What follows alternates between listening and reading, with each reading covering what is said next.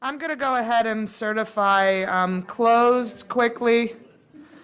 In order to comply with Section 2.2-3712D of the Code of Virginia, it's necessary for the board to certify that since the Fairfax County School Board convened a closed meeting on January 31st, 2023, to the best of each member's knowledge, only public business matters lawfully exempted from open meeting requirements and only such public business matters as were identified in the motion convening the closed meeting were heard, discussed, or considered by the board during the closed meeting. Is there a motion? By Ms. Omesh, seconded by Ms. Corbett Sanders. All those in favor? And that motion passes. Good afternoon, everyone. Thanks for being with us. This is work session number 2 of our calendar discussions. And I think we're going to go ahead and pass it on to staff to get started. Okay, good afternoon, everyone. We're happy to be here again this week to talk about the calendar and to provide an update for board with regard to the survey that we shared with the entire community. We'll go through the data points today. I do want to thank calendar development process.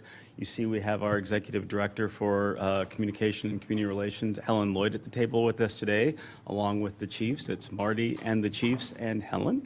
And so we're glad to do that. I also, before we get into the presentation, want to talk about some of the comments that you may be receiving from the community with regard to the calendar and some hopes in terms of outcomes for today.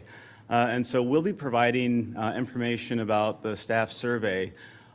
And we're hopeful for dialogue across the table from board member to board member with regard to your thoughts on the calendar. And then if we get to a point where we can hone our efforts into perhaps focusing on a couple of the calendars, because I think that with some of the data, there are some data points that board members might feel, well, we don't even want to consider those calendars. But if we get to the point of having some consensus on a particular grouping of calendars, if there are questions about dates on this particular calendar for the upcoming year or dates in the out years, because I know that there have been questions about certain dates in the out years. If there are questions about those dates, we can certainly work to make some changes to those calendars in the out years so that the board and the community find comfort around those days that might be further along. Going back to our methodology, we wanted to create calendars using the same methodology, the orange, green, blue, and purple, all using that same methodology, and realize that there's room for tweaking. So with that, we can start the presentation for today.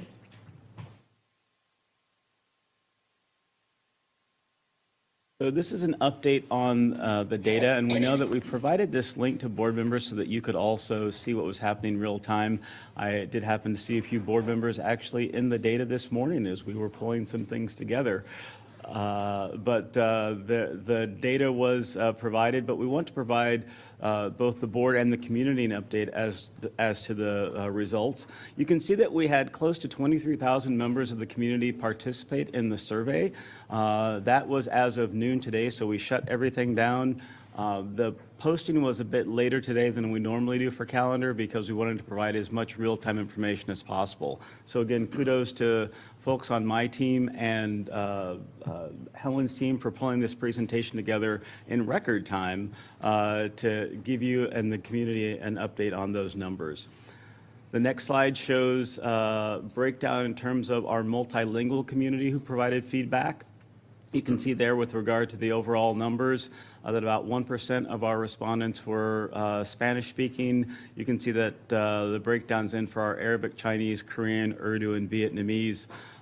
So to give the board and the community the understanding that we did do outreach to all of our communities and received input, and this is input that we can consider as part of the entire process. Next slide. You can also see the primary role of those who responded to the survey, that 67% of those who responded, close to 68% were parents, 10%, close to 11% were students, 21% were employees, and then we had small numbers for community members or those who identified themselves as others. And then we also, going back to the previous slide, we also did the breakdowns for our multilingual participants. And again, as you could see with other data, most of our respondents were parents, with then employees and students bringing up the rear. Next slide. It's important to share how we informed our communities about this work. So how did we spread the word? We had information on our FCPS website.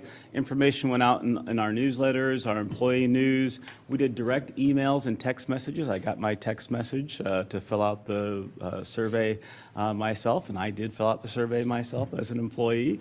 We did direct email to students. We had social media. We provided information in our school board toolkits and newsletters, and I received those school board newsletters and saw how all of you provided that input to the community to make sure that you sign up. A few were right there, right before the wire, saying the survey closes today at 1 o'clock. Please sign up, and so we appreciate those efforts. Of course, we put information in our school communicator toolkits, our school newsletters, and then we translated version of all of our content. So in a very quick turnaround, we were able to get a good number of individuals responding to our survey, and it went out in a variety of venues across the system. So what are some key and major takeaways from the data? And again, as I said, that you have access to the numbers and some of the slides that we're going to talk about today. But I wanted to give you some key takeaways with regard to the questions that we asked in terms of what works best, to try to keep it in the positive and not the what doesn't work, but what works best. So if you look at the data that we're going to talk about, in terms of start date, the calendar that worked the best for our overall community was the green calendar in terms of what works best. And that was the calendar that had the 1 week before Labor Day start. There are some other things that are involved with the green calendar, but in terms of what worked best, the green calendar worked best for start date.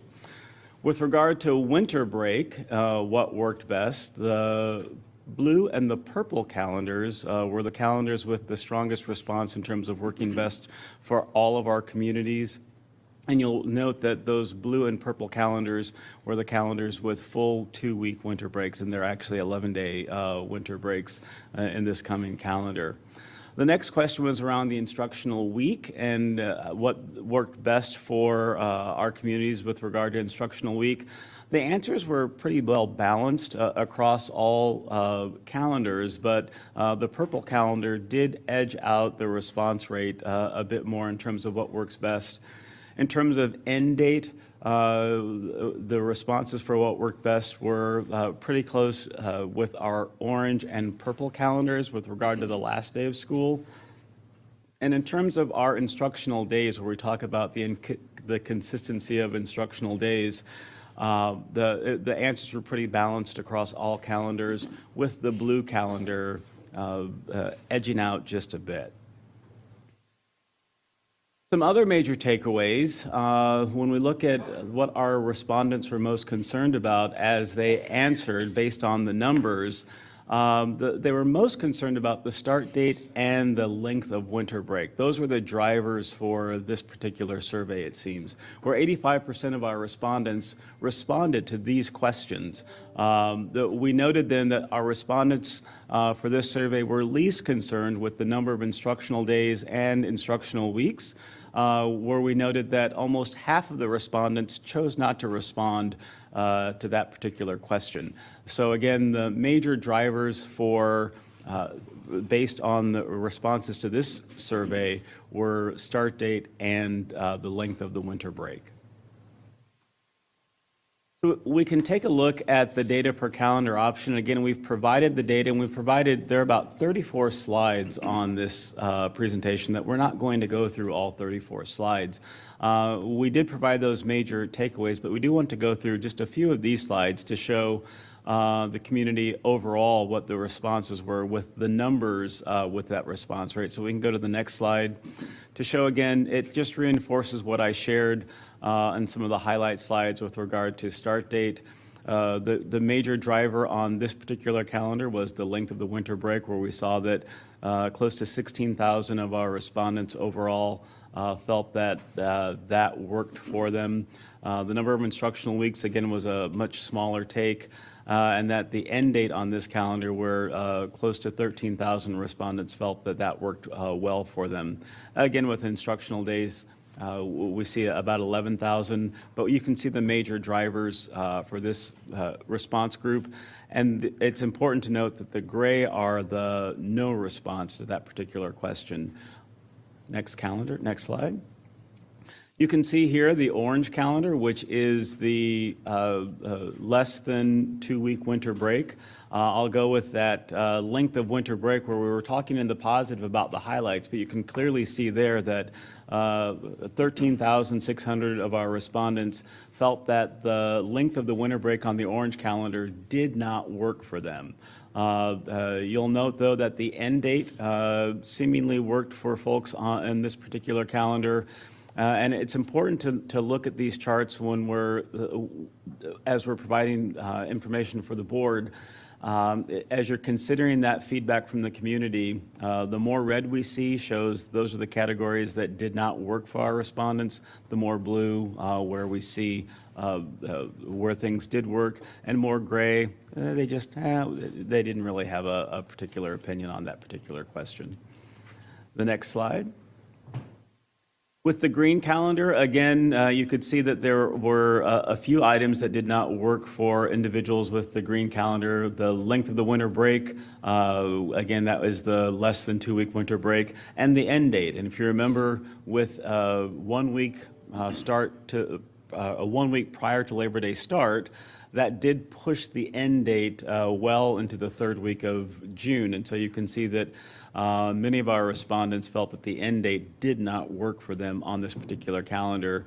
But many felt that the start date with that 1 week before Labor Day worked for them in this particular calendar.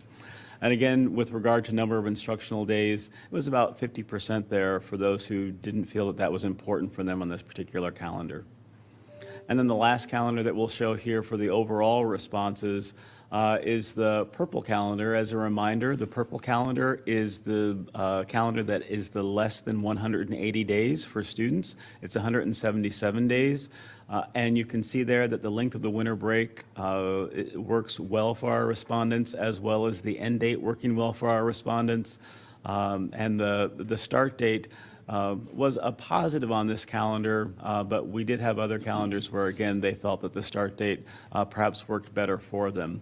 We wouldn't make any recommendations on the calendars based on the data that we've seen, but if you're looking at positives and calendars where we see less red, we can share with the board and the community that our blue and purple calendars were the calendars where individuals in our community felt that the options that we provided worked better for them and didn't work against them as a family, staff member, or student.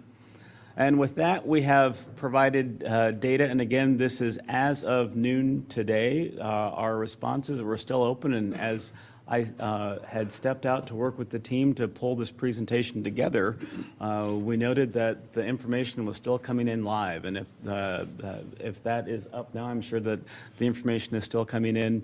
If we do leave this open, we will provide the board with the most up-to-date information that we have prior to the vote.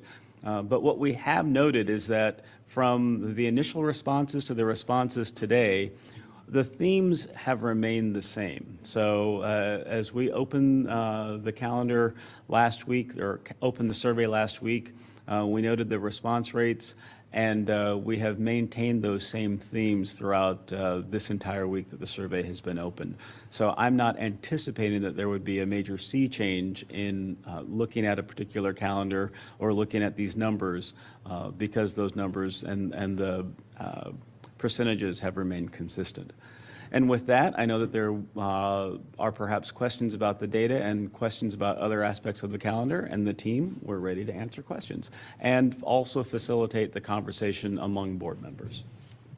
I also, thank you, Mr. Smith. One of the things that staff are really hopeful to have as a result of the conversation this afternoon is a narrowing of the calendar model from which to really sort of plan for an upcoming potential vote. So the degree to which as a board you could narrow, either eliminate some of the options or tighten up kind of the range that staff will work on moving forward, I think would be helpful. Thank you.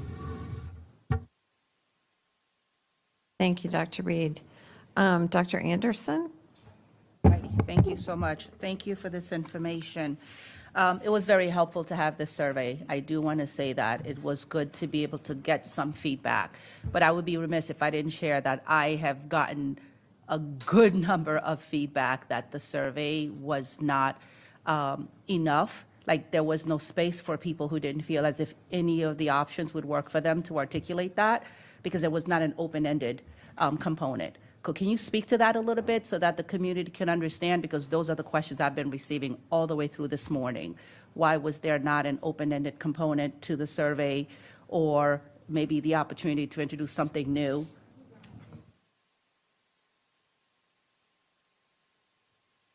So we had discussions about how we were going to garner information or garner feedback from the community. We know that in the past we have done straight votes with calendars, and we seemingly get 50% for one calendar and 50% for another.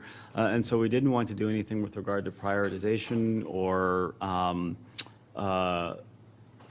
ranking of the calendars.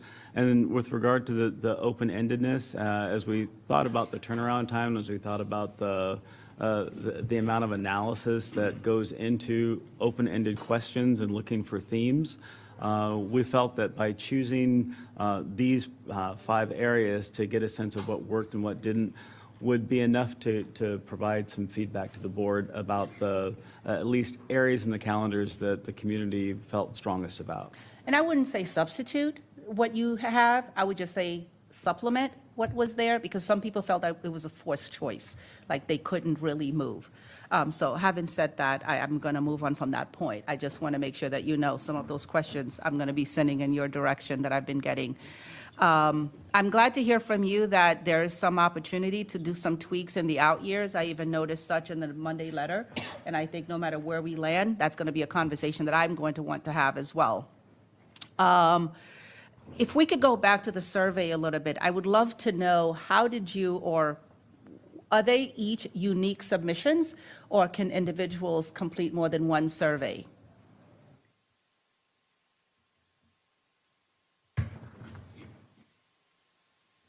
So we, individuals could complete more than one survey if they chose to. We've been asking them not to, and asking people just to submit one response. I mean, the way that we've been sending them out is through a direct email and direct text to each family member only, and we sent that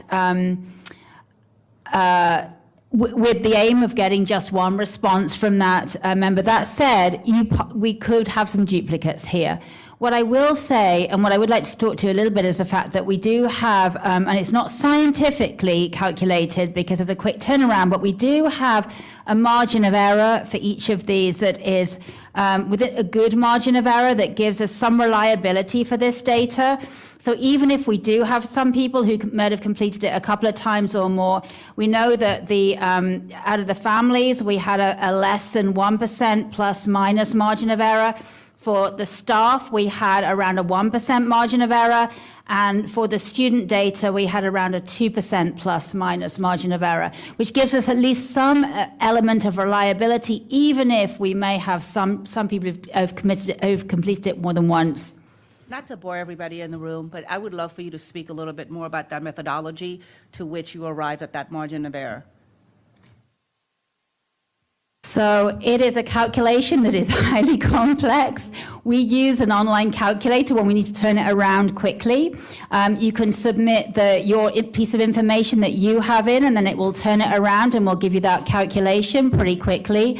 My team can provide some more data on that if you need in the Monday letter to give you much more of a detailed outline of how we do that. What I will say is that we are not ORSI. When ORSI calculates it, they will calculate it to a much greater data level and a much deeper analysis. For us, at this moment in time, when we were looking for an idea of roughly how accurate and if we could possibly trust the data that we collect in this feedback form, we were looking at some element of roughly where did our margin of error fall.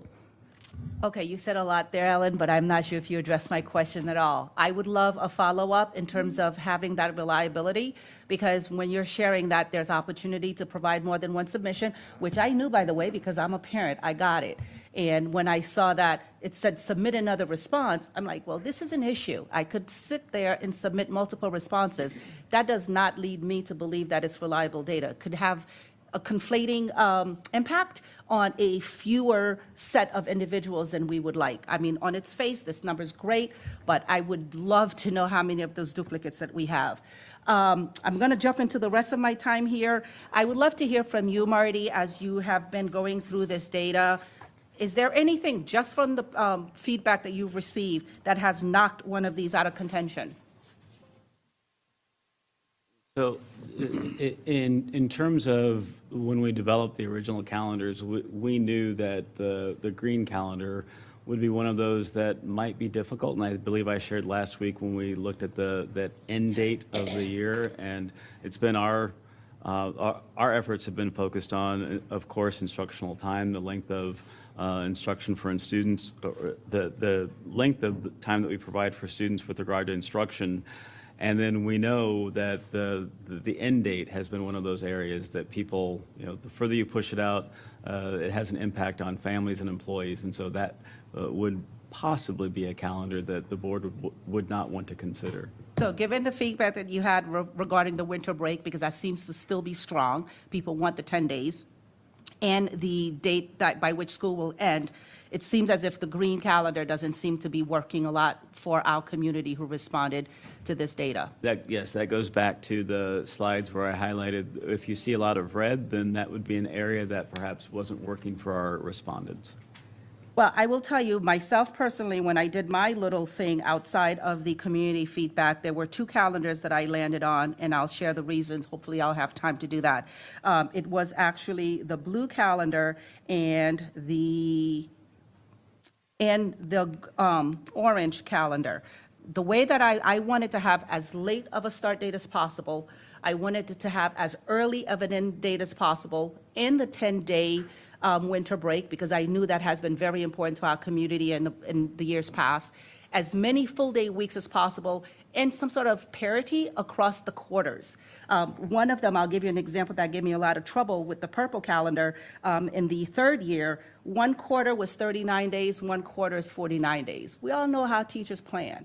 And I would have been, I think, okay if the longer quarter was the first quarter, because we know what happens in the first few days of school, particularly with all the diagnostic. But when we have the last quarter being so long and the first quarter being so short, when there's so much to be done, because I know there's a lot of content to cover, those gave me a little bit of heartburn. Thank you. So if I could make a general response to your selections, and thank you for the input. That's very helpful to us, and that's the kind of input that we're looking for. With regard to those out years, as you look at that differentiation between the quarters, if those are issues for the board to consider and would like staff to consider, we can certainly go back and take another look at those dates in the out years. Again, today is to help us narrow, and then once we narrow, if there are issues with some of those out year calendars, we can certainly make adjustments and consider adjustments to better fit the need of the board and the community. We wanted to use that same methodology so that we didn't bring any judgment into the calendar development process with regard to those individual calendars. So if there are issues in the out years, we can always take another look at those for the calendars that you choose.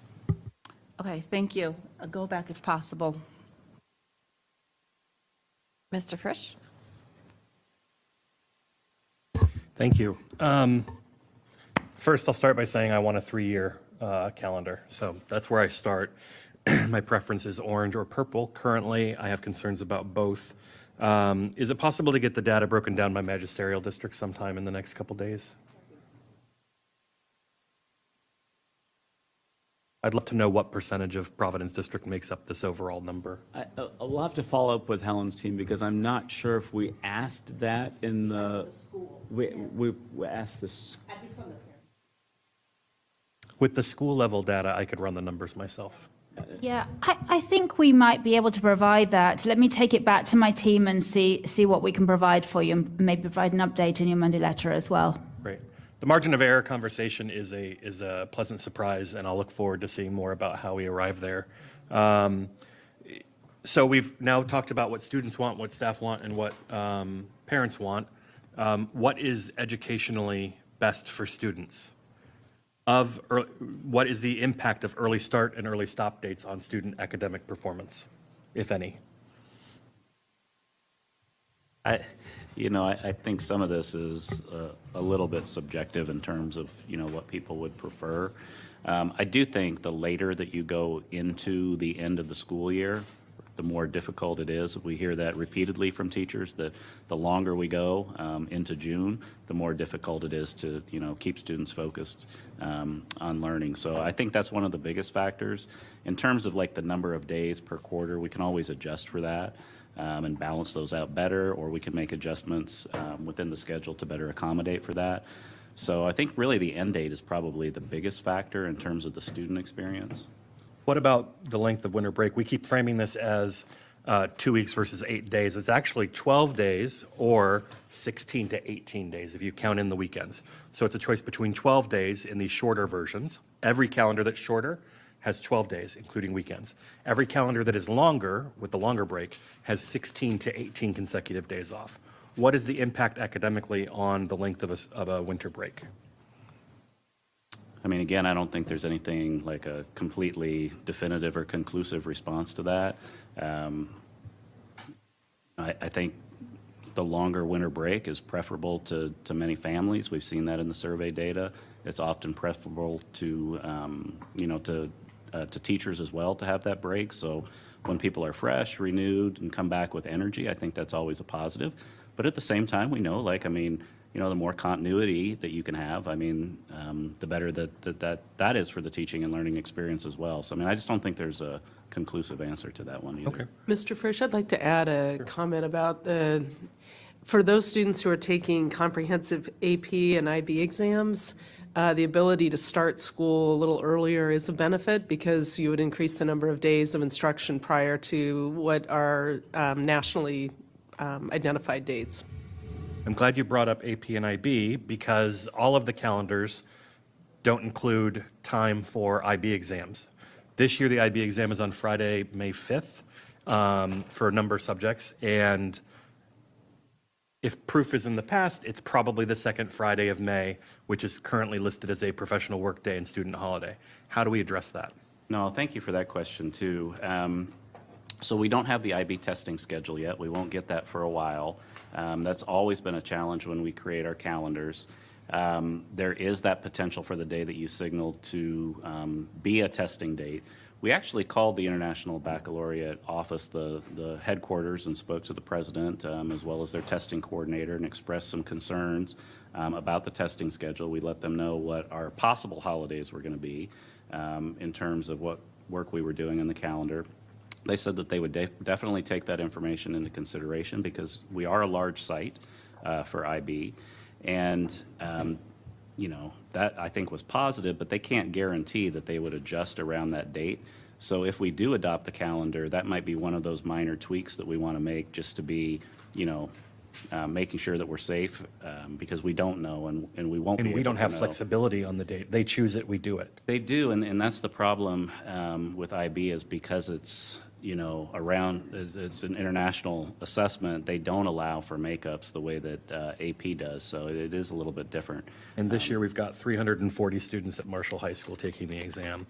In terms of general feelings about orange and purple, orange I like because of the consistency, the increase in 5-day weeks. I think for most of the calendars, it's like an increase of 10% 5-day weeks. For one of them, it's an increase of 16 or 17% on 5-day weeks. Purple I like because it has a comparable increase in 5-day weeks. But I am hopeful that as these conversations continue, that maybe we can find extra days to add to the purple calendar to flesh out the number of academic days so that it's equal to the other calendars. The other thing I would say is that perhaps we could spend some attention on the professional work days so that they are scheduled in such a way, even if it doesn't align with the quarter properly, that they are not like you're back in school, then it's a professional work day, then you're back, and then it's a professional work day, that we're not doing it, we're not pushing people into the beginning of another week at the end of the school year because of how we've staggered them, that we are more mindful to that. I think that would be a big improvement over all the calendars, but I get the sense from colleagues that most people are in the orange and purple world, so we'll see what that ends up being. Other questions? I guess I'll go for a go back because I've lost my train of thought. I appreciate it. All right, Ms. Cohen, followed by Ms. Corwin Sanders. Thank you. Before I knew we were going to do another survey, I started my own, so I apologize for soliciting people a couple times. But I did get 333 responses, which in the Springfield district is shockingly not too shabby. I got 85% of guardians or caregivers, 9% of staff, 1.5% were community members, and 4% were students. But from 72 schools were if the guardians or caregivers, what center or school do your children attend? And I had a response from 72 of those, and I just want to highlight for a couple people some places that maybe sometimes we don't hear from. Bull Run Early Childhood Resource Center, Cedar Lane School, Dunloring Early Childhood Resource Center. I also got Key Center. I got Mountain View High School, Pemmit Hills, Quanda Road. So I was really grateful that families who sometimes I think feel a little bit like they get left out of the mix responded. So thanks to that, guardians and caregivers, I appreciate it. Of that, definitely purple and blue were most attractive to Springfield District folks, with a few caveats though. And so I guess I would appreciate some attention to these particular areas. One that I'm continuing to hear, and this may be a no-go among my colleagues, but I am throwing it out to you, that I've had several principals and a lot of family members come back to me about Veterans Day.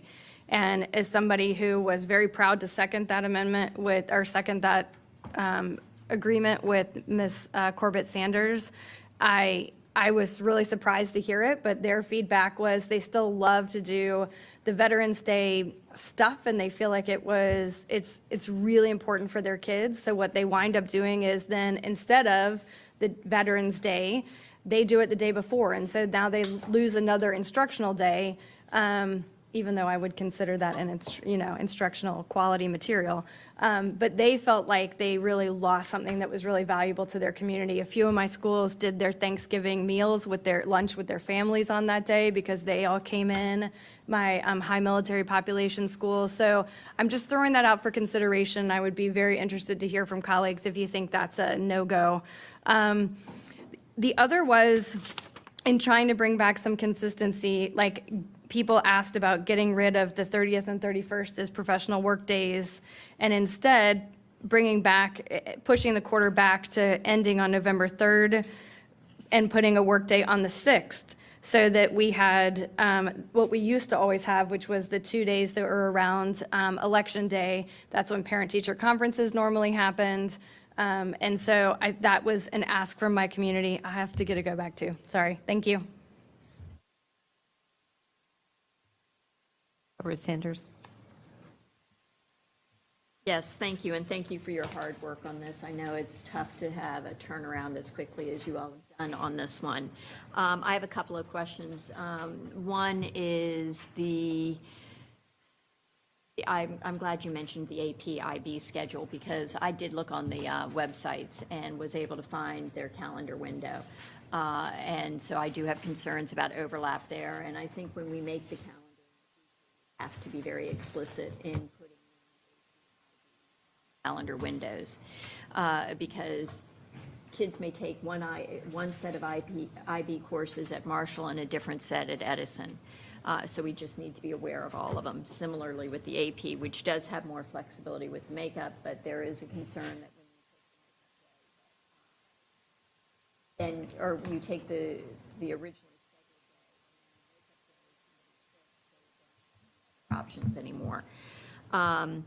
Additionally, I think it's really important to, I still do prefer the orange or blue, but in the third year, the orange is a problem at the winter break. And so I think looking at some adjustments there, it would be important. And then I have more of a philosophy question, I think is the best way of putting it. We have different numbers of professional work days.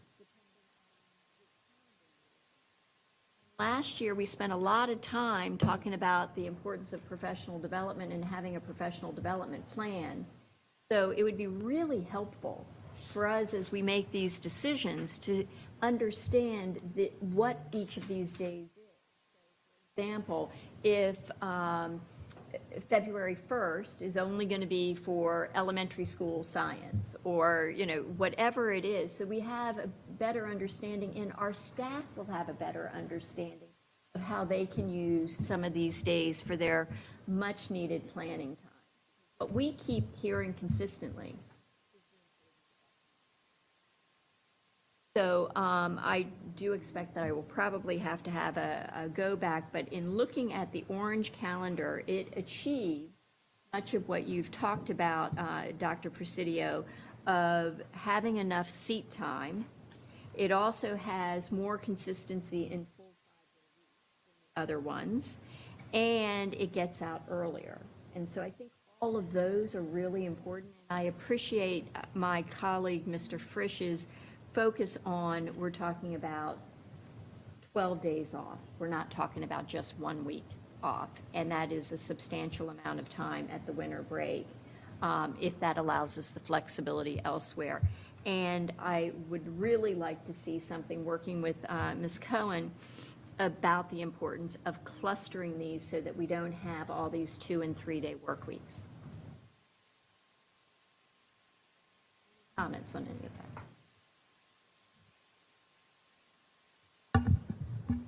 I would definitely like to provide you just with the process that we've used in the past on designating the 15 days. So what normally happens is that the calendar is proposed, the board votes on it, then my shop, OPLE, proposes designation of PW days as TW, SP, and SD days, right? And that Professional work days, teacher work days.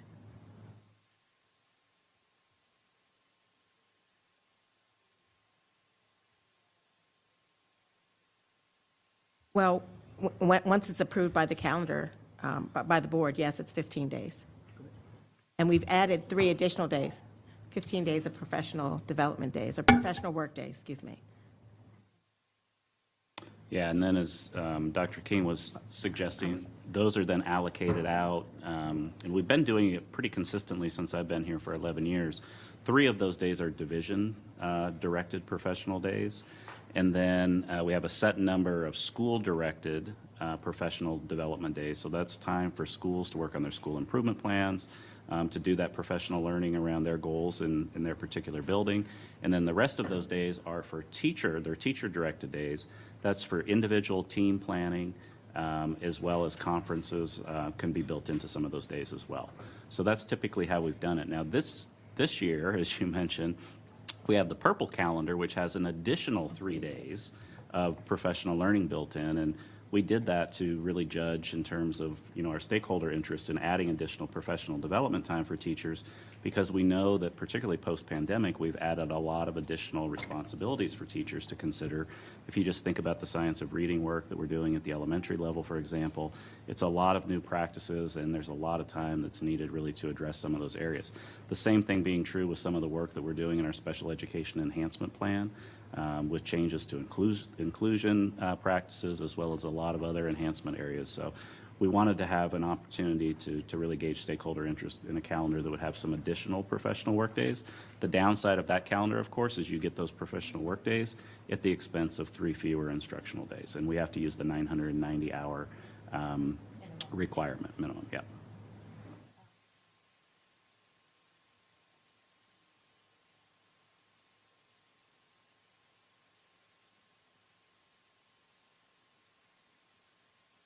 Thank you. We do have an update on your earlier question. I believe, Dr. Anderson, was your question. Helen, do you want to explain? Yes, that's correct. So we now have an update on the number of duplicate emails. So we have had 698 duplicate emails. We're now at almost close to 24,000 responses. And I just want to sort of remind people as well that family members can obviously share an email address, particularly if you have a student. You might submit one as a student as well as submitting one as a parent, for example. I know that my kids, when they were younger, did not have their own email address, for example. And then, of course, we do have ones in the form that may not be fully verified. So, but that is as close as we're going to get to the duplicate number, which we estimate at 698 right now. Thank you. Ms. McLaughlin and then Ms. Amish. So first of all, what was the percentage of responses that we got initially on the calendar from our employees versus family parent breakdown? Because this one has the 68% parents. I want to know what was the ratio within in the first survey we did earlier.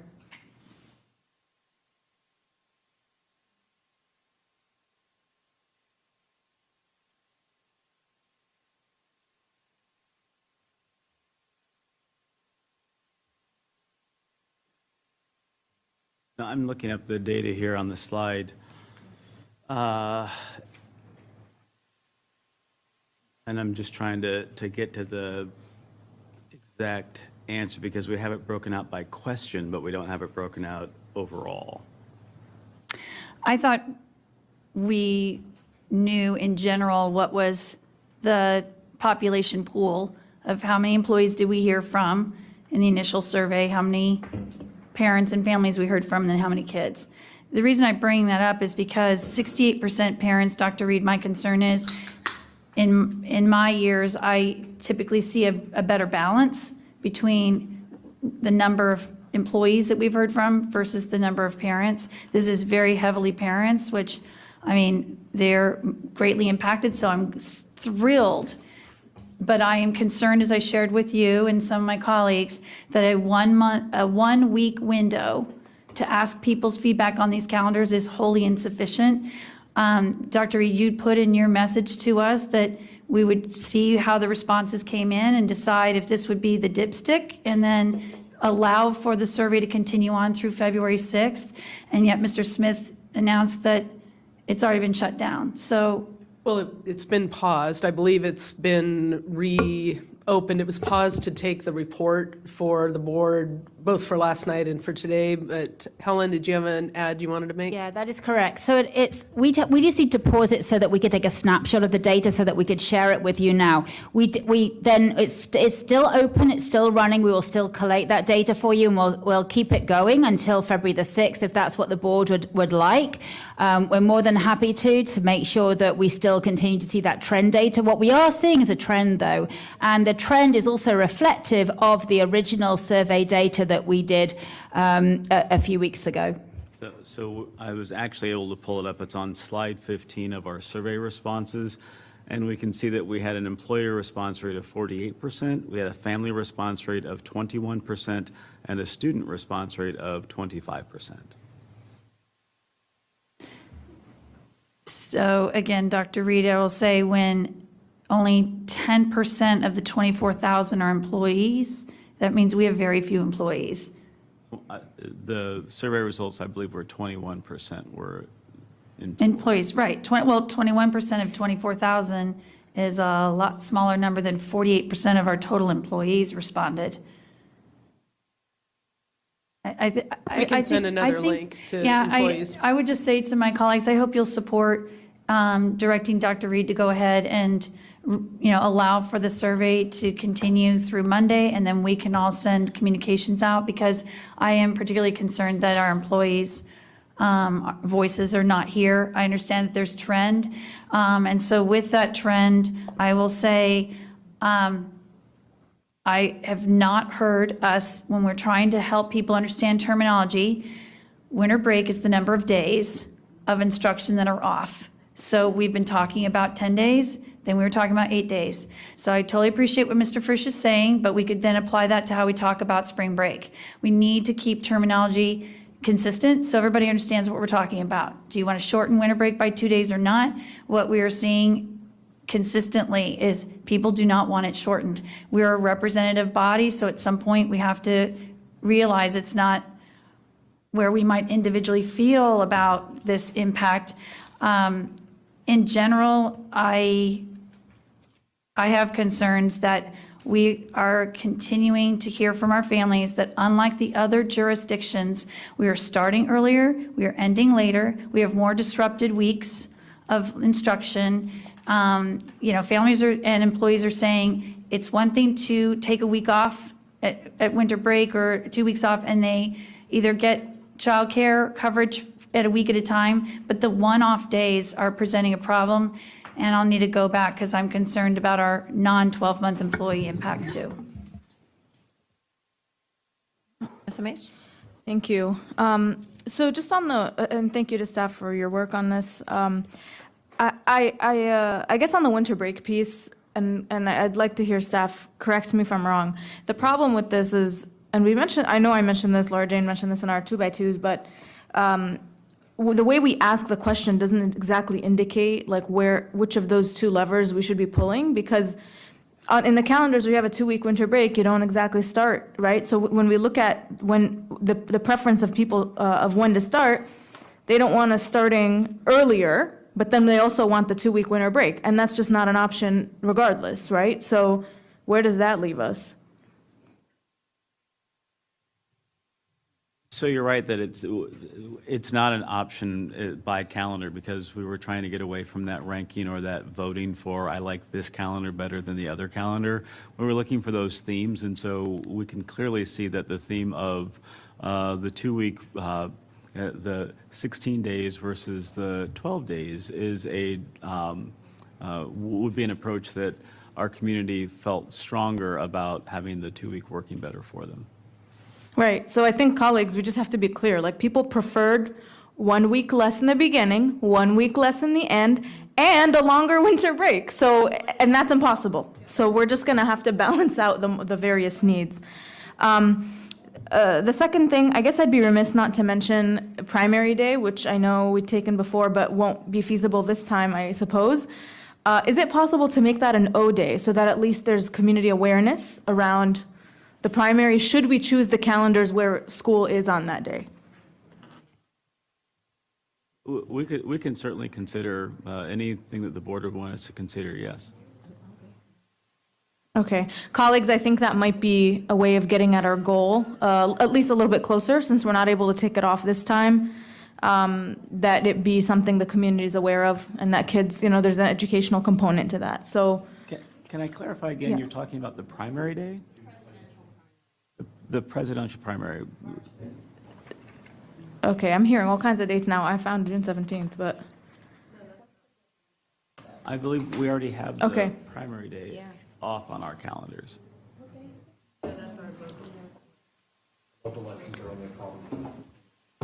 Yeah, but ours isn't, right? only in green. Yeah, exactly. So there is a calendar where we have school on that day, right? Yeah, the green option. So if the green option is chosen, can we make that an O day for the community's awareness? It's not a religious and cultural observance in terms of an O day, but we could look at some other designation and just having it as a day off. Okay, yeah, I just want to make sure that it's labeled that way, I guess, and that there's awareness. And obviously, there are lots of bodies coming in and out of buildings as well that day, right? So, okay, so I guess I lean towards the options that allow us to have that as a holiday. But In the same way that we have these slides where it starts, ends, winter break, instructional days, can you outline for me across the options how many contract days hourly employees have?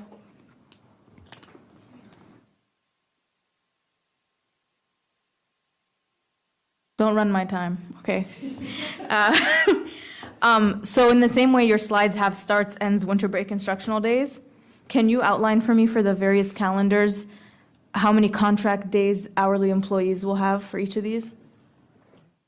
The contract days lengths don't change with any of the calendars, so all of our employees, if you have a 195-day contract, which is our teacher contract, you work your contracted days. Those who have Hourly. for our hourly contracted employees, their work days aren't changed. The number of contracted days aren't changed by any of these calendars. Paid days, they're the same? The paid days are the same, so the paid days are the same for all of our employees on these calendars. Some of the questions that we've received in the past are around where we provide those paid non-work days for employees. And what we've noted is that most of those issues occur around that full 2-week winter break. And when we went to the full 2-week winter break, there were longer stretches of time where those employees weren't paid. And so we had to use many of those days to balance that time out. When you have the less than 2-week winter break, then you don't have to worry about balancing that time out as much, and you can spread those days out in other places in the calendar. But the number of days are the same on all of our calendars. Including paid non-work days? Yes, that's consistent by regulation. That's consistent throughout. Again, our contracted hourly folks had questions about the gaps when we could provide those paid non-work days. And so you get a bigger bang for your buck with the paid non-work day if you actually are working some days that week. Okay. And so I guess in your assessment, you're saying the longer winter break has more disruption in that? For those employees, yes. Okay. As colleagues, that's another consideration. I think for our hourly employees, the longer winter break is a struggle. And I've certainly heard that loud and clear from at least our bus drivers. So something to keep in mind. Planning time, I guess I want to just hear thoughts around how we might address that creatively, if we have any ideas, or I guess we're just going to stick to where we are. So there's a couple different ways to kind of think about the planning time. And from the calendar perspective that we're talking about here, it would be how many days do we have built into the calendar that would be teacher-directed, right? So we talked about the difference between school-directed, division-directed, and teacher-directed days. So we've typically had 3 division-directed days, 4 school-directed days, and 8 teacher-directed days. So that's what we have in the first 3 calendar options, blue, green, and orange. In purple, we have 3 additional professional workdays that we would need to make a decision how many of those should be designated as teacher-directed, school-directed, or division-directed. So we haven't made that determination yet, and we wouldn't do that unless we adopted the purple calendar. So that's the best way, really, when we think about the calendar, to think about the implications for teacher planning time. So you're saying, because a teacher-directed day, the teacher has the ability to really make decisions about how that time is used. Okay, so you're saying 3 additional days are reflected in the purple one? In the purple calendar, that's right. And in previous years, were they 15 total? Yes.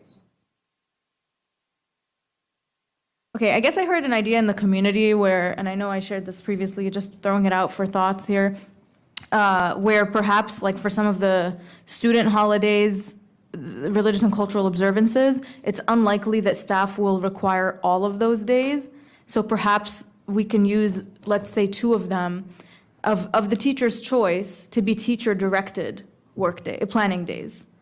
So one teacher probably isn't celebrating 3 or 4 different communities as observances, so they can choose 2 of those days to designate as teacher-directed planning days, so that then we're at a total of 17 rather than 15. Is that a possibility?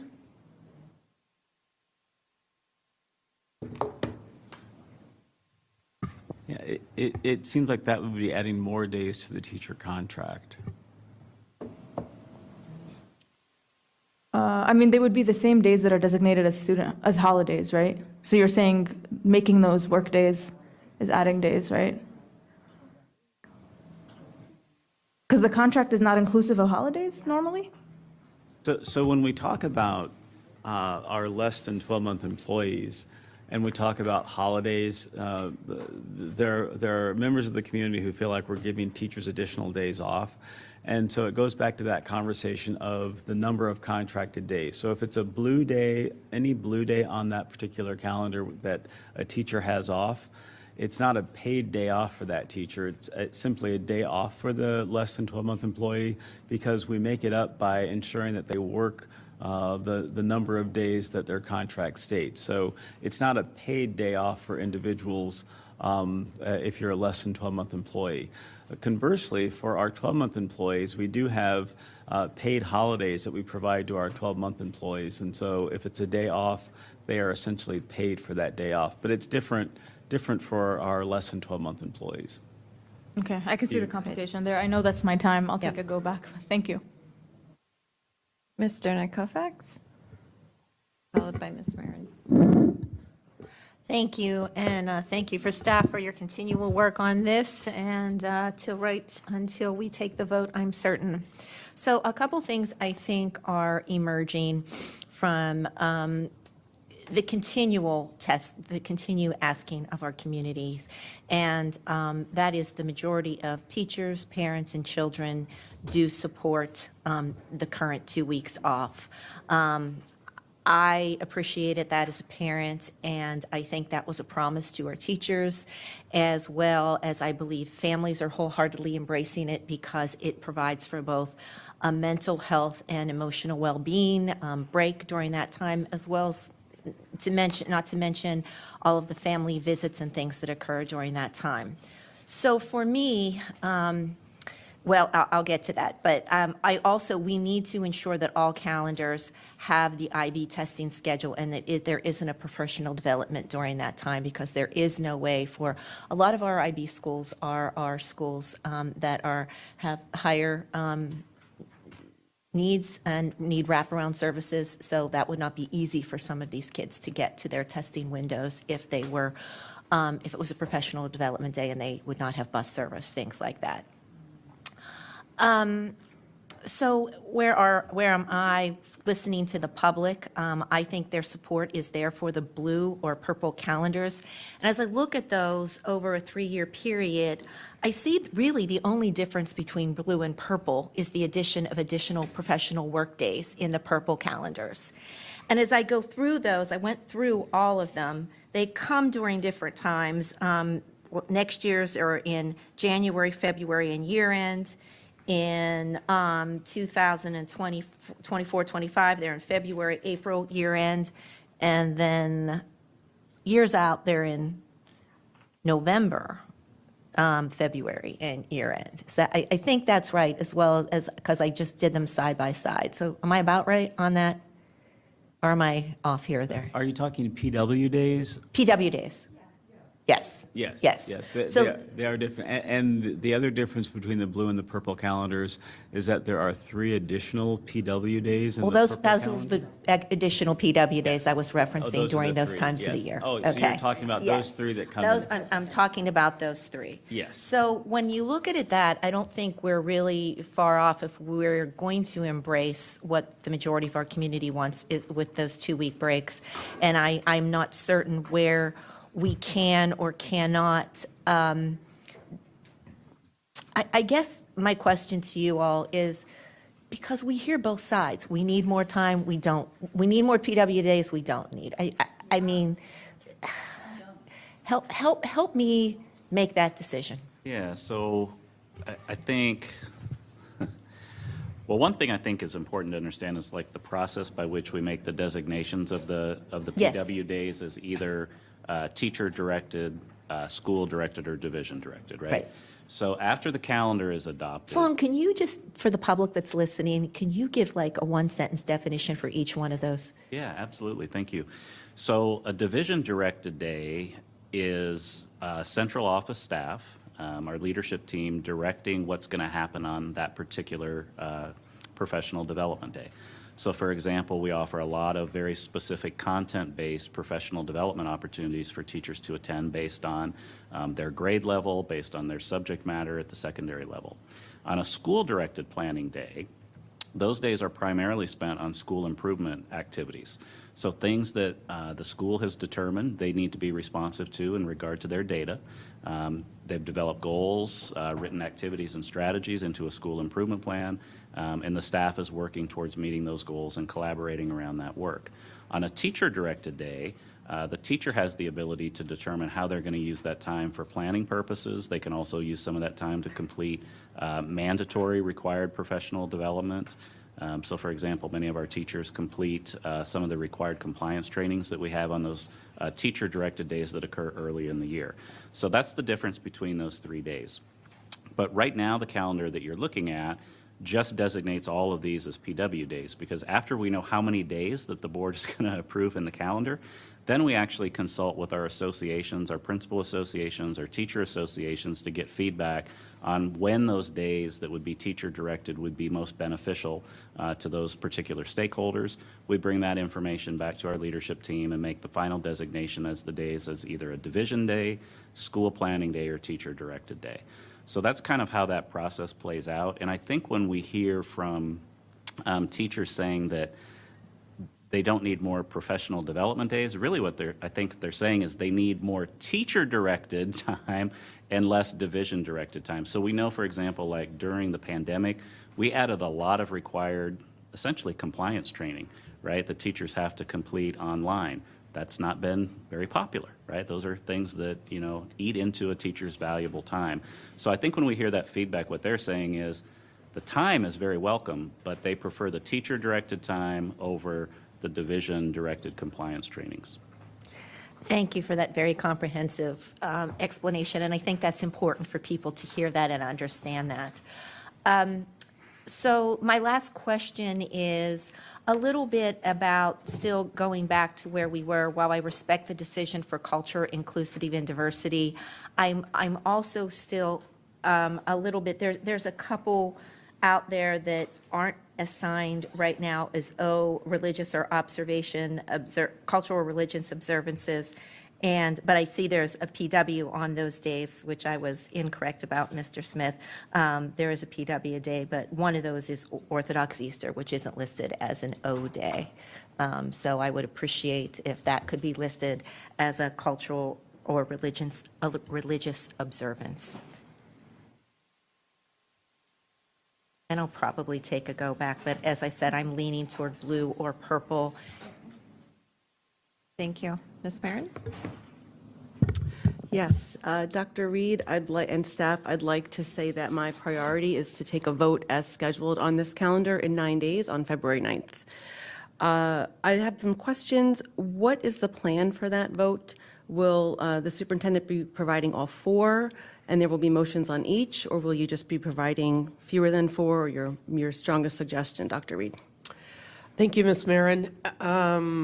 I will have to consult with staff, but my intent would be that at the end of this work session, staff will have a better sense of which 1 or 2 calendars to refine. And I believe we would bring forward only those that we feel have an opportunity to be passed. However, there are a lot of days between now and then, so stay tuned. I also would visit with at our chairs meeting and discuss the strategy that our board chair and vice chair might prefer. Thank you. And Mr. Smith, is there any intention to combine elements after this work session and change anything in each of the 4 proposals? So I think that if we can narrow and hear the conversation around particular days, I know that we're hearing things about the out years, and we can certainly take a look at some of those out year pieces. Again, anything else that might come out of the conversation. For us, if we can focus on that possible narrowing and then make some changes to calendars that we bring to the board, it's less complicated for us to do that for the fewer calendars than it is, or I guess it's easier to do it for fewer than it is to make unique changes on all 4 calendars. Right, but are you at all considering creating like a different version at this point that combines some of what you've been hearing, like a modified blue or a modified purple or a brand new one thing to propose?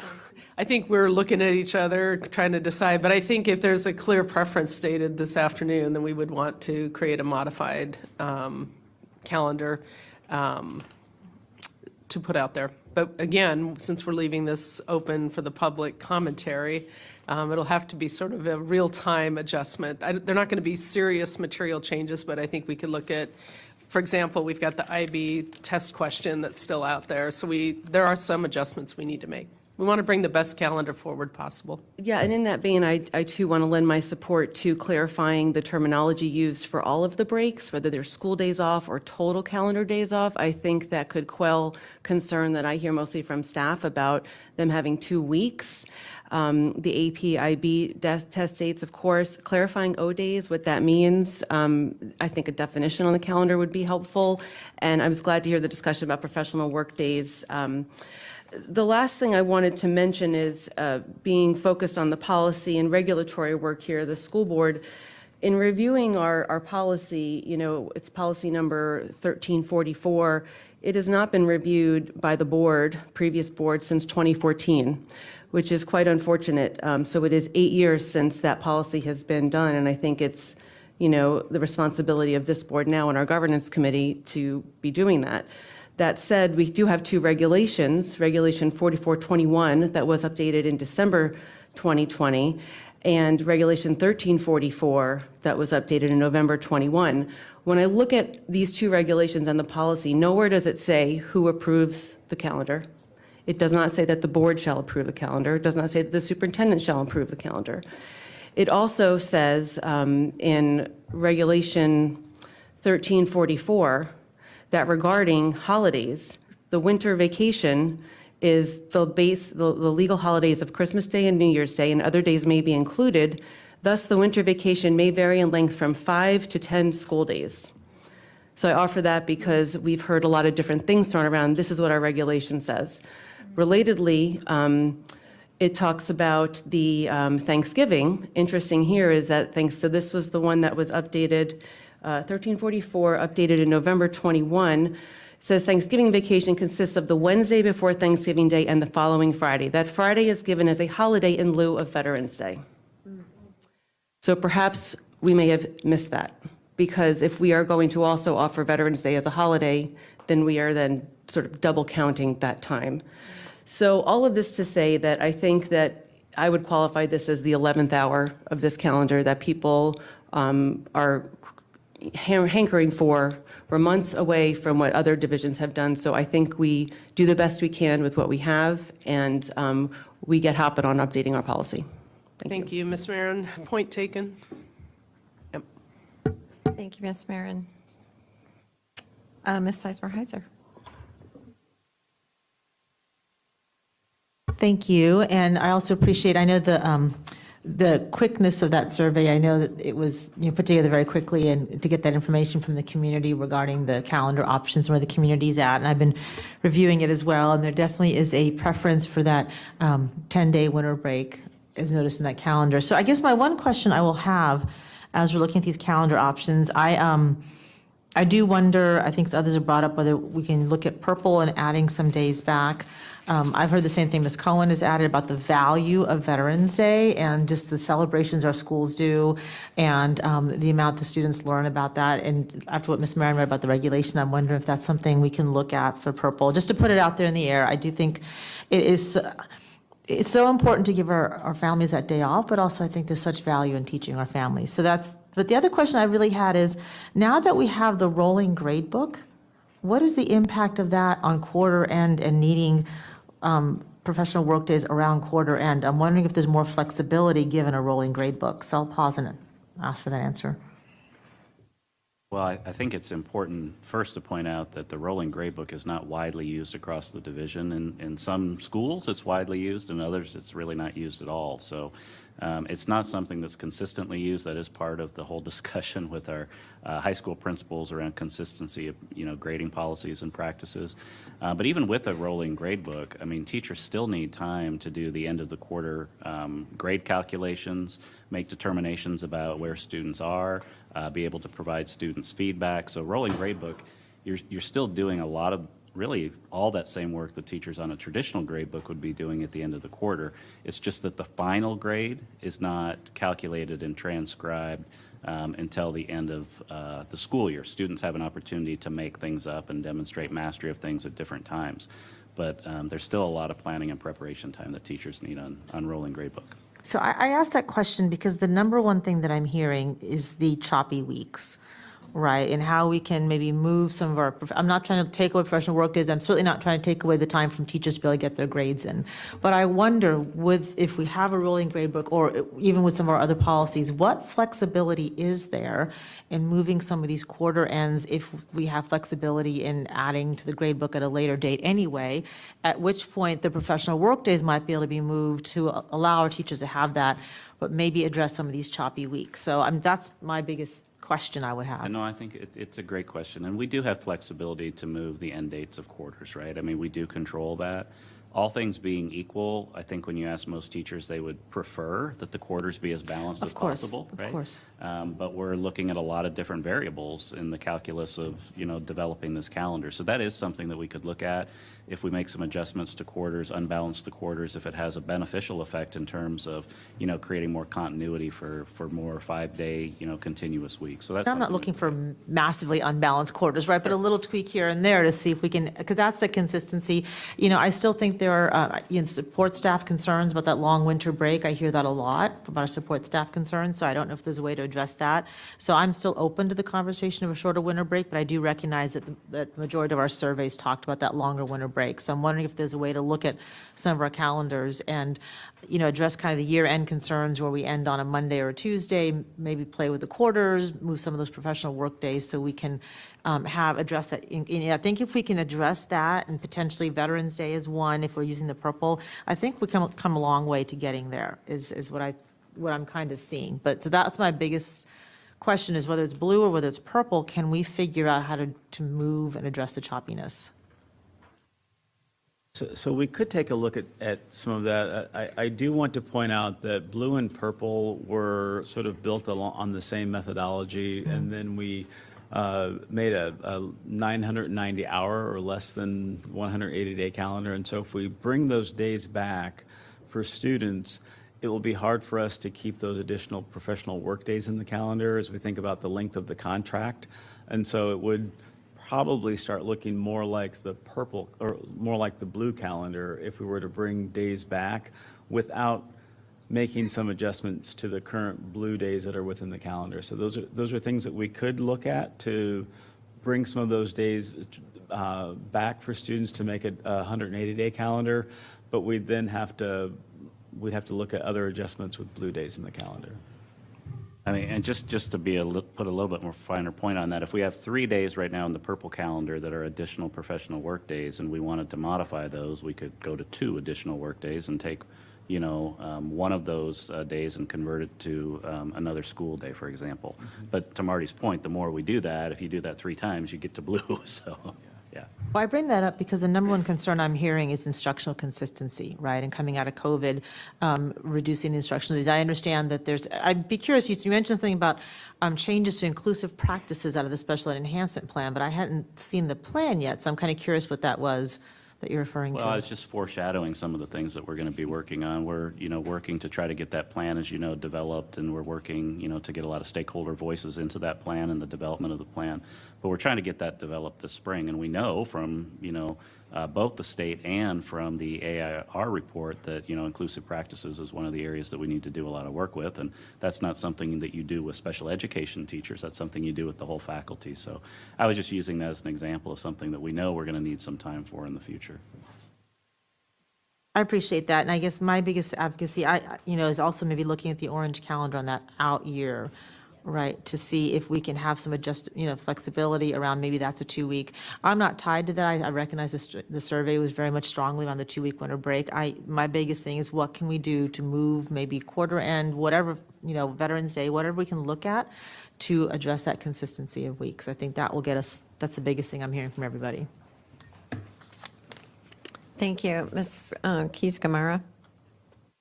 Yes, I will try to limit my comments. I realize I missed what a lot of people said, so I'll just try to focus on my primary goals.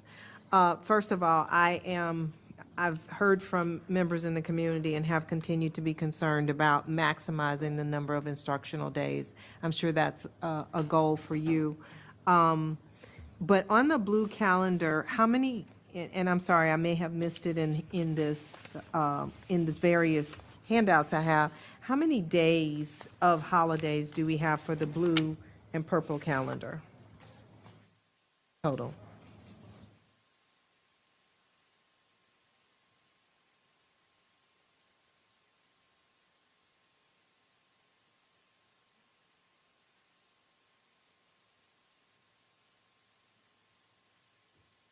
I don't think we've looked at those breakdowns in terms of the number of days for holidays, other than we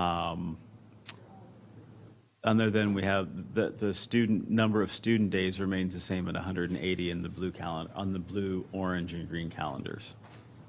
So I'm trying to get an idea. For example, one of the things I think in my interviews on the calendar, each of these, we have a chart here that says number of 5-day weeks per quarter.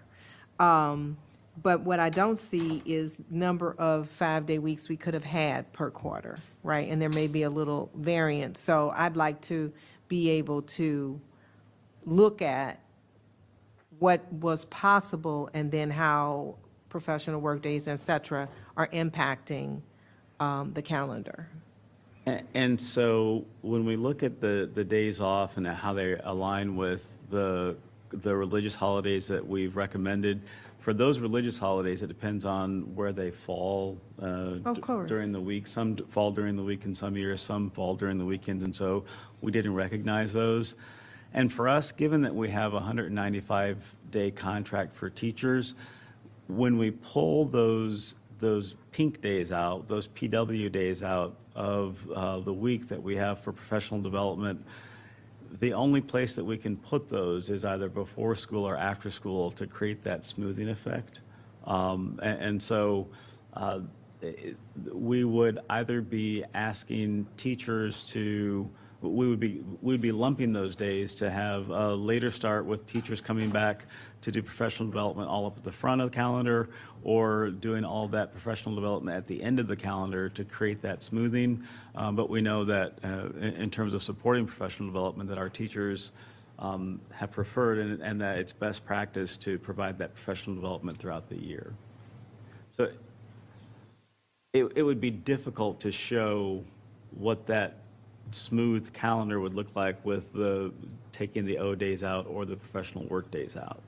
So I guess the reason I'm asking the question is I would think that there may be people, parents in the community, some of whom have contacted me, that want to know how many instructional days are occurring per quarter, irrespective of whether we're talking about professional work days or holidays or whatever. And so is there a way that we can just, maybe not today, but it'd be, right, did I miss it? No, it's so we have the quarter duration that shows in the lower right-hand corner of each calendar the number of days in each of those quarters. And so for the first quarter on the blue draft for next year, we have 46 days in the first quarter, 45 in the second, 44 in the third, and 45 in the Okay. fourth. So of those, those are the actual days available. Those are the actual days available, and then below that, you'll see the number of 5-day instructional weeks. And so in the first quarter, we have 6 full 5-day instructional weeks, 5 in the second quarter, 8 in the third quarter, and 7 in the fourth quarter. Okay, so, but the 46, when we look at quarter one, with October 27th next to that, That's the number of days available, correct? But it's not the number of instructional days. Am I reading that? That is the number of instructional days. It is the number of, okay. Yes. Okay. All right, I'm sorry, I didn't understand that fully. All right, so I'm also wondering, and I think Ms. Marin, who stepped out, mentioned this, do we have a regulation or policy that is outlining our priorities for how we build a calendar? We do not currently have a policy, the board does not have a policy on how we develop the calendar. We look at the board priorities, the community priorities and superintendent priorities, and work to bring back calendar options, but there is no policy on how the calendar shall be developed. I am looking at policy 1344.3, the one that Ms. Marin was referring to that was revised in 2014, and it refers to a set of guidelines adhered to every year in a consistent manner, and I don't know where those are kept.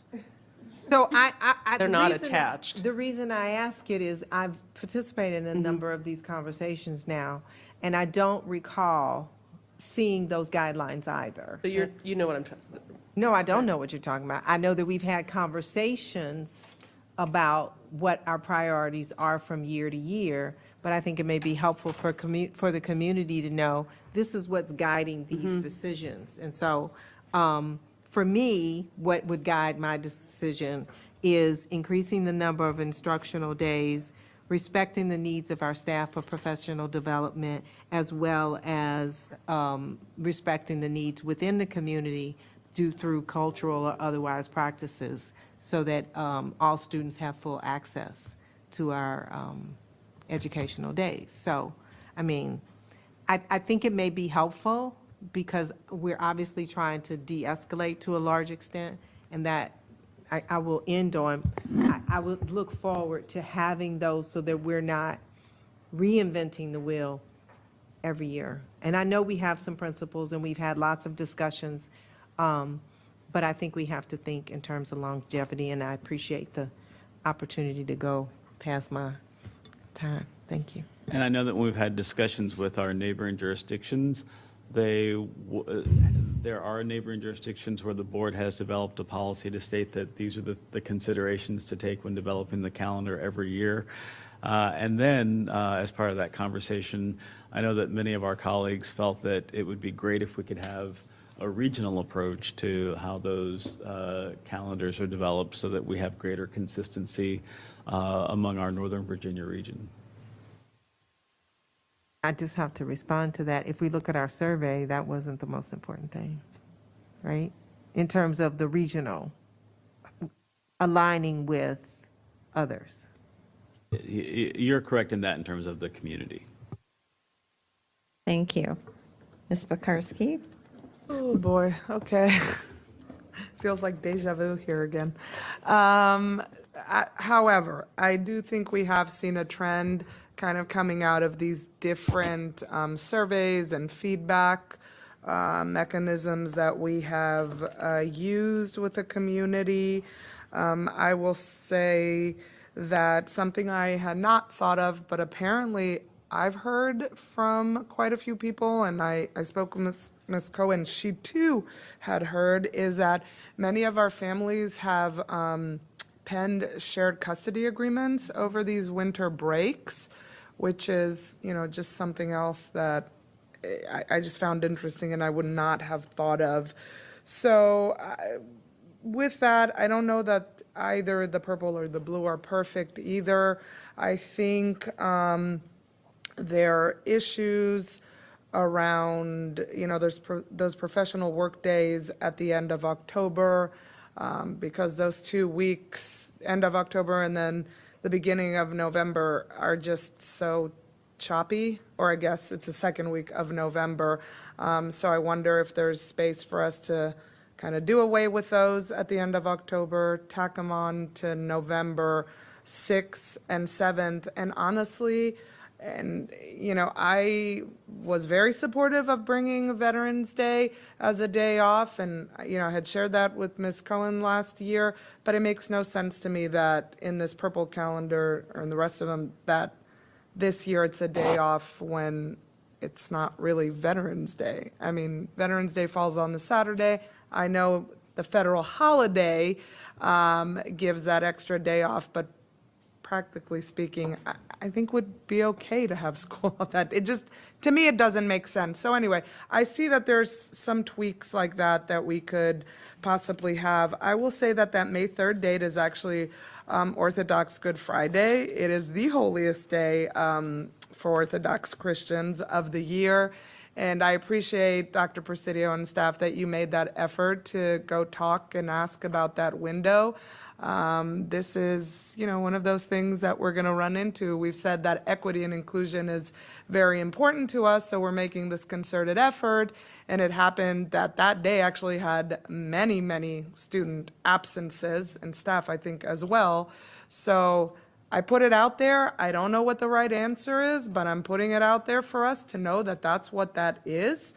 So what we do with it, I think we'll have to figure out. I don't know how many students take IB placement tests.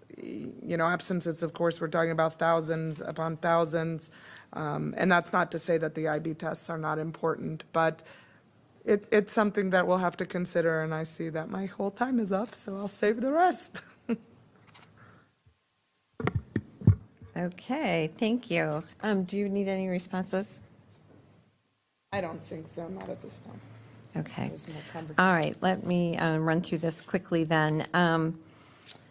So I really do think, based upon, and Helen mentioned earlier, that based upon the survey that we had earlier and what we're seeing so far with this survey, things are consistent, right? The public wants the 2-week winter break. And so, I guess I might lean that way to the blue or purple calendar, given that that is shown up consistently. Some of the other priorities that I've heard from people are, that they want to know, what the calendar is. So can you please vote and move it forward? So I will definitely be looking to having that vote as, at the next meeting. And also that people want a multi-year calendar. They would love to be able to plan ahead. So, that is something I would look forward to as well. And then, of course, a huge priority for me was maximizing instructional time.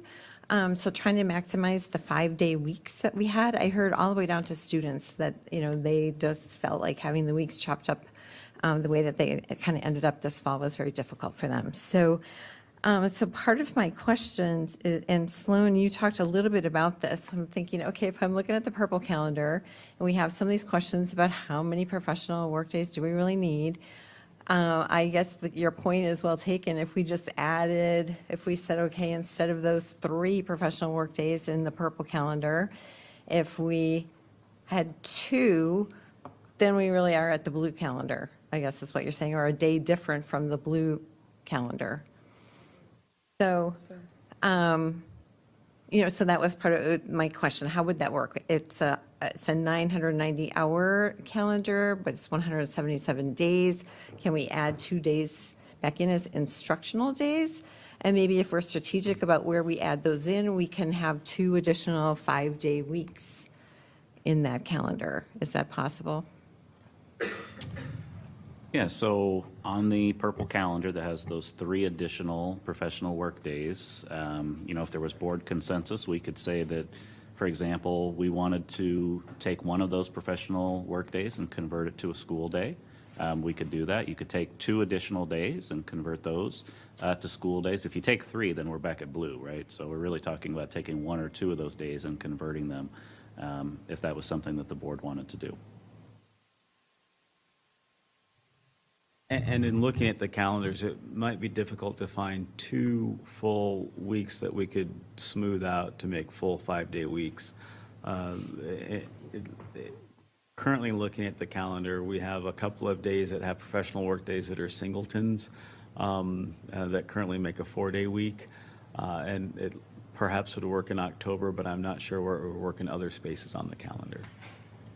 All right, I would also support what a couple people have talked about is maybe the quarters aren't exactly even, but we move the workdays around a little bit to, have less 2-day weeks, 3-day weeks, et cetera. So I would definitely support that. I also, just looking at the religious holidays and the time, the absentee data, the Orthodox holidays, and I would defer to my colleague, Ms. Bakarski, who celebrates those days. I know there are a couple of them, which one might make sense if we added a day back in to look at that holiday. So those are just a couple of points that I think we could consider. But I really do want to thank you for working so hard on all of these different calendar iterations. I think overall, they all look pretty good. And you really listened to adding 5-day weeks from this previous year. So I thank you for that. I'm hopeful with a little bit of tweaking that maybe we can, come to some consensus around this calendar. We are already at 4:15, which is the time we are supposed to be ending. We had a number of people that wanted to go back. If it's okay with board members, can we give people a 1-minute go back that requested? Yeah, it's going to have to be quick. But we've got a number of people that aren't here. Laura Jane, you would be first. Okay, I'm glad to hear about the Veterans Day, maybe potential flexibility. That week after spring break, I'm hearing a lot of consternation about that. I recognize that the 10th needs to stay where it is, but can we either move those professional work days to before or after spring break so that it's clustered and makes then either spring break a little longer and we just come back for a normal week, save 1 day? And that was true of all the years in all the calendars. Like we can't have people come back for a week and then be off for another 4 days. The 3 years was really, really important. That was consistent feedback from everybody that I heard from. The other is if we could steal potentially a Veterans Day and maybe move that October, get another work day back from that October one, then we'd be talking about ending the school year on the blue calendar on the 12th, which would also mean that we are ending earlier, which we routinely heard. It helps us recruit for ESY, which I think is a really, really big deal. We can't go later. And I just wanted to say super fast that the alignment is rare sometimes that we have staff and families aligned on something. I've been floored by the feedback about the 2-week break, but it all aligns this time. Thank you. Okay, thank you. I'll speed through too. I think that we are coming closer with calendar 2, the blue calendar. My concern over the blue calendar, and one that is huge, is we are getting out on the 15th of December for the break at the winter. That is when many of our constituents, many of the families are still working. And having that 2 weeks there is a major challenge for families as they close out the year. And so that is primarily the difference between the blue and the orange calendars. And, if we want some flexibility, maybe move it to half the next week. But it's a real challenge for working families. It's a challenge for 2-income families. And more importantly, it is a challenge for our kids who need structure to be off for 2 weeks starting on the 15th of December. My other concern is the really looking, okay, sorry.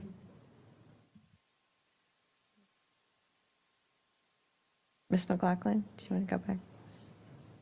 Real quickly, Dr. Reed, because it's always hard when you don't have all the historical context. I think we are somewhere roughly around year 7 of having a 2-week winter break started by Dr. Garza consistently now for around 7 years or more. It is overwhelming. People want 2 breaks. Respectfully, this year, we ended on December 16th. I didn't receive a single email from a single family saying that having winter break where the kids were done on December 16th and started was a problem. We've got to follow the science. Veterans Day, same thing. That is something that multiple boards have wrestled with because we have high military population and it's all over the board. But in the end, our military families said they liked having that holiday off with their children, and it's a federal holiday. I am uncomfortable now at the 11th hour that we suddenly want to take that out of a 3-year calendar when our community didn't tell us, please put us back in school on Veterans Day. So that's my only concern, that we haven't heard that advocacy and we would suddenly revert back. Thank you. Ms. Amish, do you want to go back? Yeah, thank you. One, I guess if there are takeaways or things to think about beyond today, planning time is definitely something I'm a little bit concerned about, since it doesn't sound like a majority is with the purple one. I want to elevate again the IB issue with Good Friday. I think overall, my concern is really fairness and how we're moving forward as to what days we recognize and what days remain O days.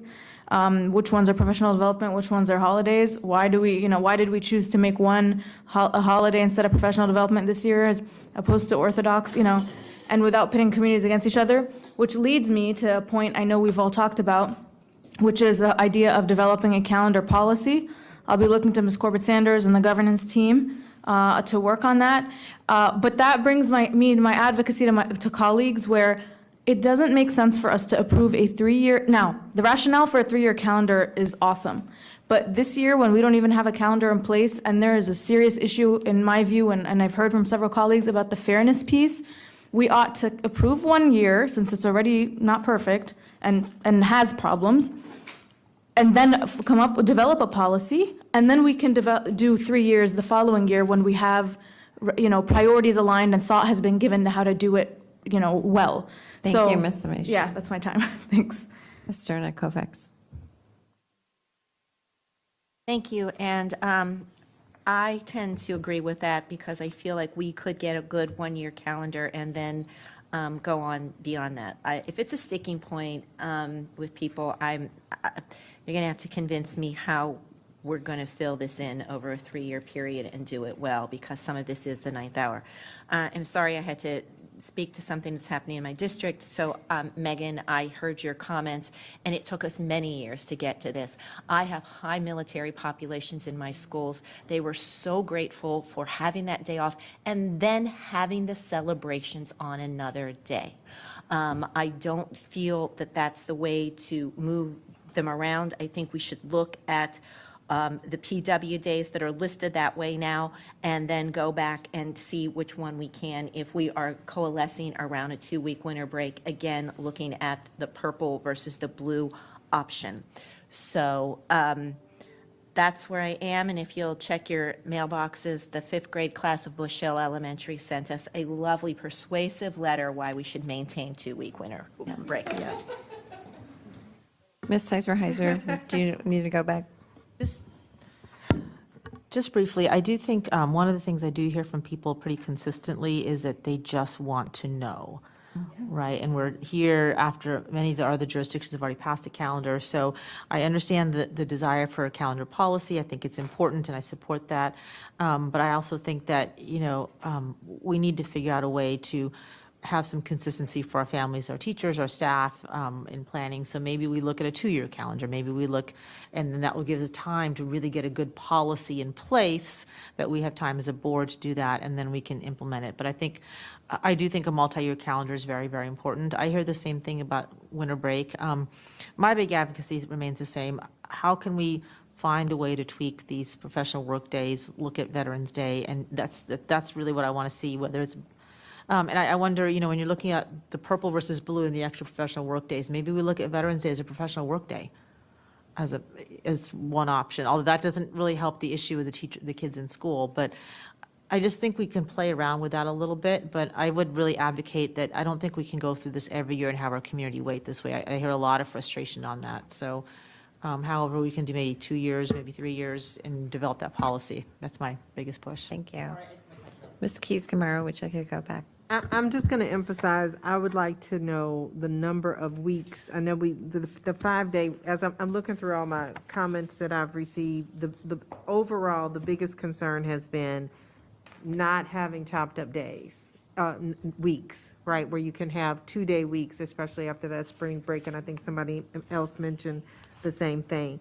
I do want to know I want to list out what number of full weeks would be available. We have on here, on this chart here, number of 5-day weeks per quarter, but we don't note the number of 5 days weeks that would be available, but for holidays, PW, and all the other things that we're accounting for. So I would like to have it in context. I also had a question in my interviews about absenteeism. I'm not quite, I'd like to have you guys take a look at some of the holidays that we have, because I don't know if I'm misinterpreting it, but I'm not always seeing the high absenteeism, even though we have it as a holiday. So I think getting that continuity. Veterans Day, that's been a long conversation. I don't know what to Thank you, say Ms. other. Keys Yeah, Camara. I want to respect our military community, and I want to have planning, and I want a policy. Thank you. Thank you. Ms. Pekarsky. Yeah. Quickly, the number one advocacy I hear is people are tired of this yearly rigmarole of multiple work sessions, conversations, et cetera, et cetera. They want to know, they need to plan. I hope we can get to that 3-year. We're going to have to work, by calling each other and talking to each other and trying to find something where we are all most comfortable, but I hope we get there. I too worry about the choppy weeks. It is very difficult for parents, I know, but it's also difficult for teachers and schools to get kids back in, to get them re-engaged. It's almost like a restart every time. So I know the conversation back and forth and why we have that, but it's difficult on kids, so I'd like to see more consistency. And just to clarify, Veterans Day, I was not suggesting we get rid of. I was specifically talking about this year when Veterans Day falls on a Saturday, but the federal government gives an extra day in recognition. I don't think we need to do that. It's still a day off. So just wanted to clarify that. Thank you. Thank you.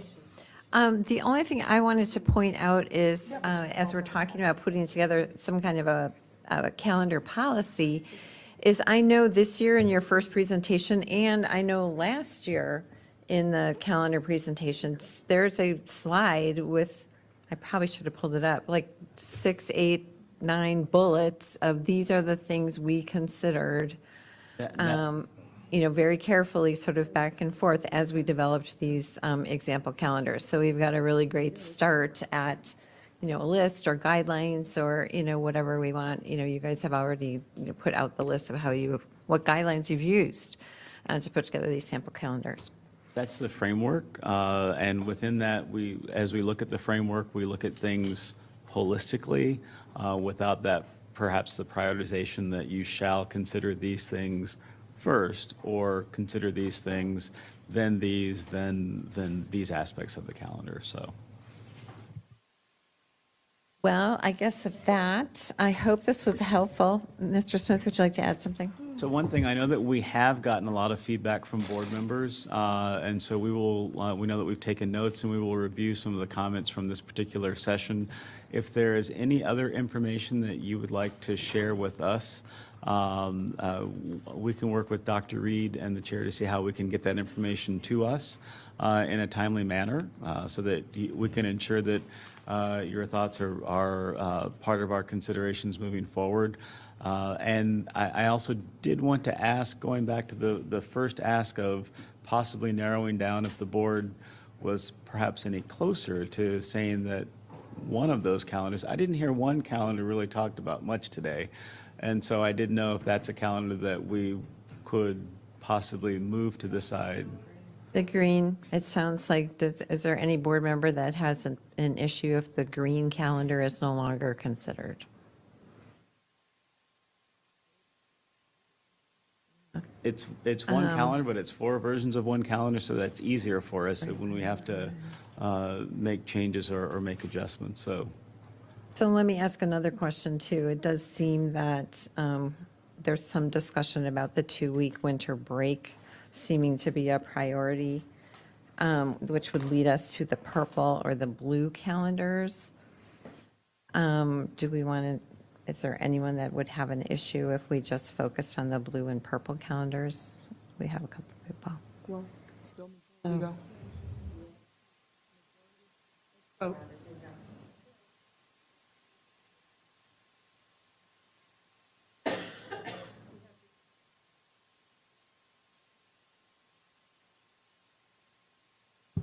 He did. And Dr. Anderson said blue or orange as well. Please. So, when we say, just to jump in here, not to jump in here, but Please. we have time is limited. We don't have another time for another work session on calendar. So when we say keep talking about it, I'd just like to get an idea of what that means in terms of keep talking about it. Because my advocacy would be to say, let's try to give some staff some direction on which calendars to tweak. And I was one who was an orange calendar favorite initially. So, we're going to, I think somebody said early on, right, there's no perfect calendar. So what we need to figure out how to do is get to some consensus. I'll stop, but there's no time for another work session, is what I'm saying. So Can I make a suggestion? So can we take a consensus on how many people will only support a 2-week break in a calendar? Do we have, who will only support a calendar that has a 2-week break? That makes a little bit more sense. Okay. So, good luck.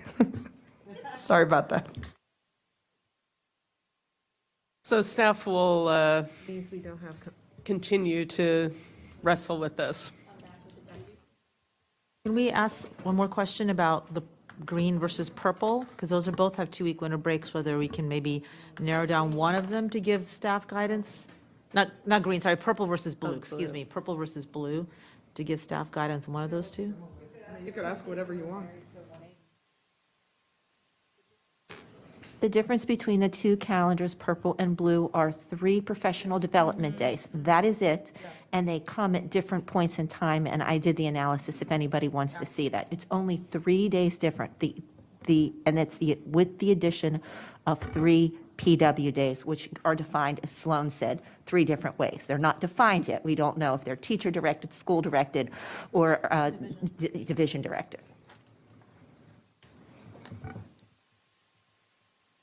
Okay, so it seems like we have, oh, Karen?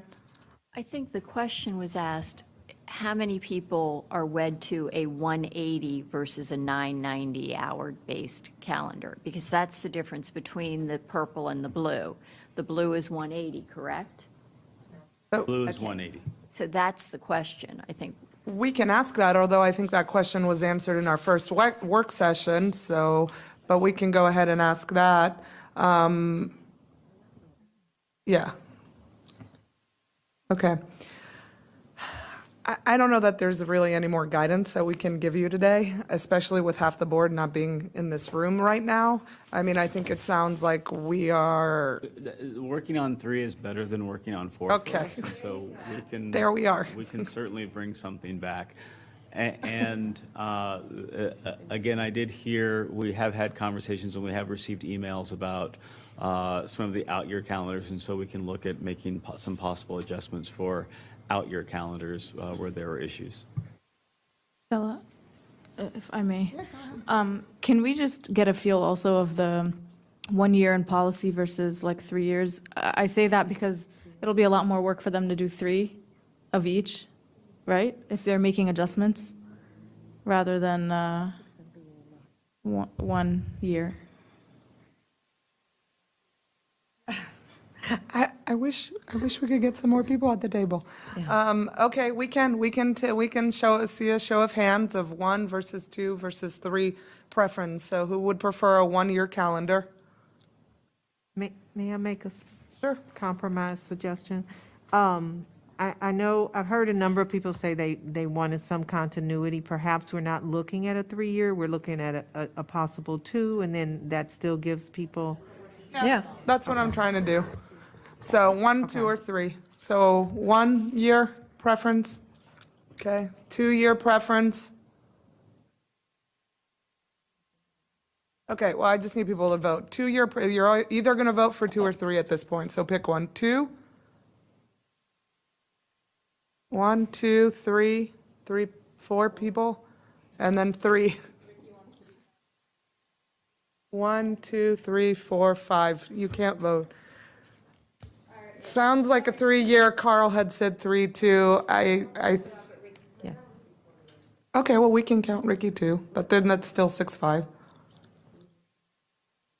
So my other comment would be just, given what everyone talked about, it may be possible, and if you go back, you might be able to meld blue and purple. So you would end up with, yes, an indigo calendar.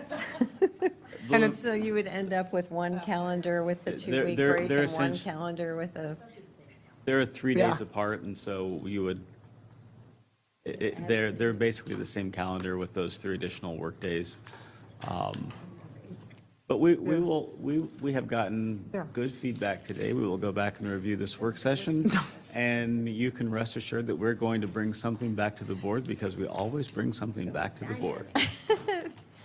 Thanks, we tried to cut it down, but Thank you, Dr. Reed. it's not where we landed. All right, everybody, we're adjourned. Thanks.